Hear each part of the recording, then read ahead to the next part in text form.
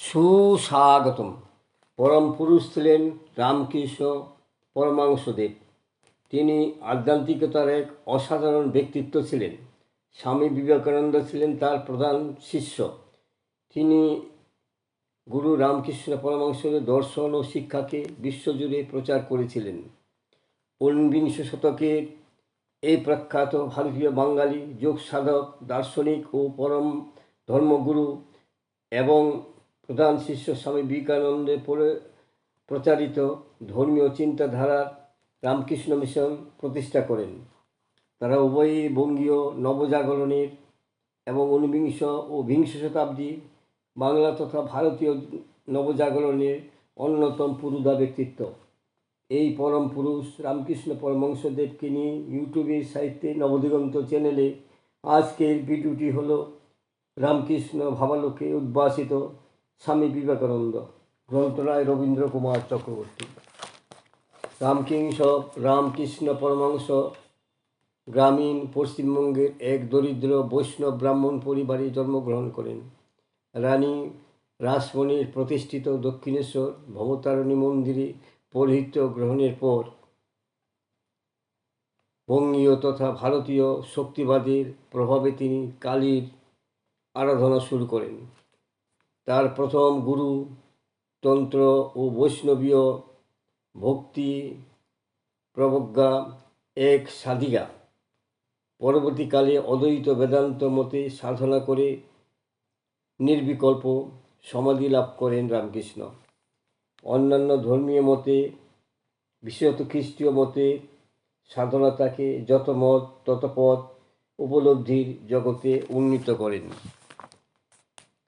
শ্রী শ্রী রামকৃষ্ণদেব ভাবালোকে উদ্ভাসিত সময় যেসব উদ্যাপিত তরুণ তার ডাকে সাড়া দিয়েছিলেন, তারাই ছিলেন শ্রী শ্রী ঠাকুর রামকৃষ্ণের ভাবাদর্শের ধারক ও বাহক।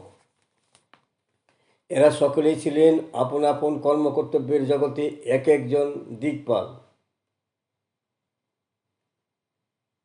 তরুণ বয়সী কিশোরেরা পার্থিব সুখ স্বাচ্ছন্দ্যের মুখে লাথি মেরে নিজেদের আত্মোপলব্ধির সাধনায় নিয়োজিত করেছিলেন। এই চরম এবং পরম প্রশ্নটি ঊনবিংশ শতকে এক আলোড়ন সৃষ্টিকারী পরম বিস্ময়।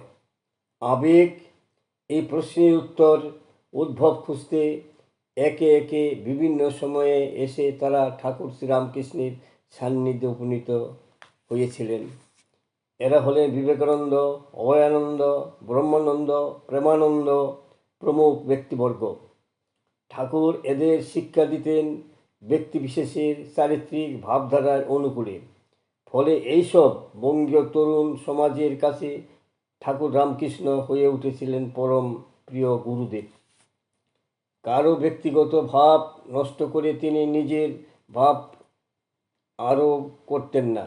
আর এইখানে তিনি ছিলেন রামকৃষ্ণ। রামকৃষ্ণের পূত জীবনালোকে অনুপ্রাণিত শিষ্যরা নিজেদের আধ্যাত্মিক সাধনার মাধ্যমে পরম অস্তিত্বের অপাবৃত আনন্দ লাভ করেছিলেন। তাদের মধ্যে দেখা গিয়েছে এক মহত্বের মহাধর্মের মহিমার প্রকাশ। সে সময় ঊনবিংশ শতাব্দীর শতকে অর্থাৎ ভারত তথা বিশ্বের ধর্মজীবনে নেমে এসেছিল এক অন্ধকার।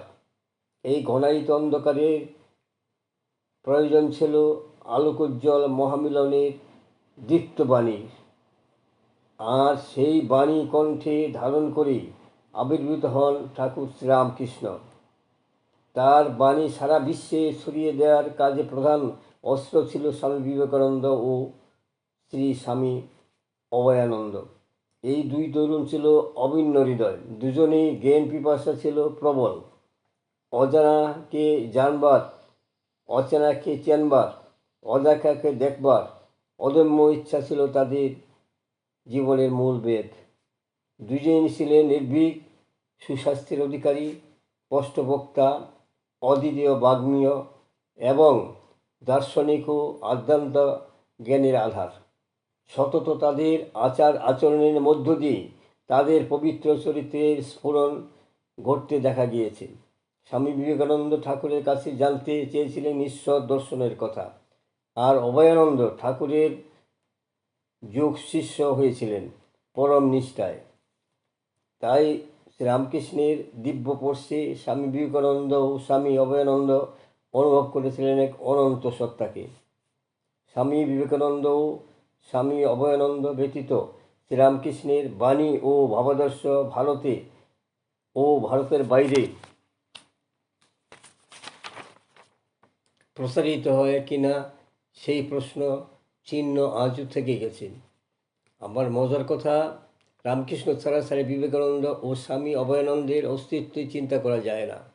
যাই হোক, বিবেকানন্দের খুব বড় আদ্যান্ত আধার ছিলেন এ কথা বলার অপেক্ষা রাখে না। তা না হলে রামকৃষ্ণের ভাবধারা আপন হৃদয়ে ধারণ করতে পারতেন না। স্বামী অভয়ানন্দের ক্ষেত্রেও সেই একই কথা প্রযোজ্য। শ্রী রামকৃষ্ণের মন্ত্রশিষ্য স্বামী বিবেকানন্দ মাত্র 30 বছর বয়সে চিকাগোর ধর্মসভায় প্রাণস্পর্শ সম্ভাষণে তৎকালীন যুক্তরাষ্ট্রে যে আবেগ সঞ্চারিত করেছিলেন তা সর্বযুগে সর্বকালের শ্রেষ্ঠ সম্ভাষণ বলা যেতে পারে। সেদিনের মহতী সভায় স্বামীজির গুরুগম্ভীর কণ্ঠে উচ্চারিত তেজদীপ্ত বাণী শ্রীরামকৃষ্ণের বাণীরই প্রতিধ্বনি। আমেরিকার সাফল্যের সঙ্গে প্রচার কার্যের পর স্বামীজি স্বয়ং এলেন লন্ডনে। সেখানে প্রিয় গুরু ভাই অভয়ানন্দকে শ্রীরামকৃষ্ণের জীবনালোকে ভারতীয় ভাবধারা প্রচারের সুযোগ দেবার জন্য স্বামীজি লন্ডনে আহ্বান করেন। স্বামী অভয়ানন্দ লন্ডনে তার সঙ্গে মিলিত হয়ে বক্তৃতা দেন। স্বামীজি জানতেন অভয়ানন্দ ছিলেন ঠাকুরের সংস্কারমুক্ত বলিষ্ঠ ভাবধারা প্রচারের সম্পূর্ণ উপযুক্ত। তার পাশ্চাত্যের তার প্রয়োজনের কথা চিন্তা করেন। উভয়ে নিজ উপলব্ধির প্রত্যয়ের শক্তিতে বেদান্তের গভীর দার্শনিক চিন্তা ধারার সঙ্গে আমেরিকাবাসীর পরিচয়ে ঘটে বিশ্বমানবীর অখণ্ড রূপের একটা ধ্যানের ছবি মানুষের মনে আঁকতে চেষ্টা করেছিলেন। কারণ তার যখন আমেরিকা গিয়েছেন সে সময় এ দেশের সমাজের মাত্র ক্ষুদ্র অংশে ভারতবর্ষের ধর্ম ও সাহিত্যের সঙ্গে কিছু পরিচয় ছিল। কিন্তু স্বামী বিবেকানন্দের ও স্বামী অভয়ানন্দের পাশ্চাত্য ভ্রমণের পর তা বহুগুণে বেড়ে গিয়েছিল। আজ আর সে কথা বলার অপেক্ষা রাখে না।